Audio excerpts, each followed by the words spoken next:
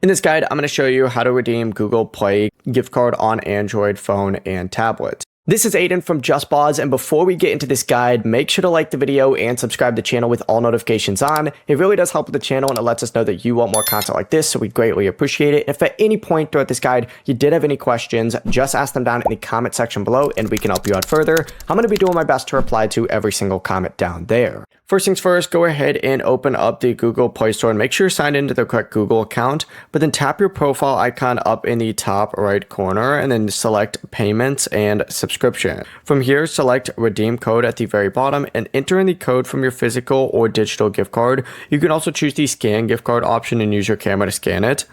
But just tap redeem, confirm the account if prompted, and once the code is accepted, the gift card balance will be added to your Google Play account and can be used for eligible purchases. The process really is as simple as that. Let us know if you have any questions. Before you do leave, make sure to like the video and subscribe to the channel with all notifications on. It really does help with the channel and it lets us know that you want more content like this. We'd greatly appreciate it. And if at any point throughout this guide you did have any questions, just ask them down in the comment section below and we can help you out further. I'm going to be doing my best to reply to every single comment down there. Peace.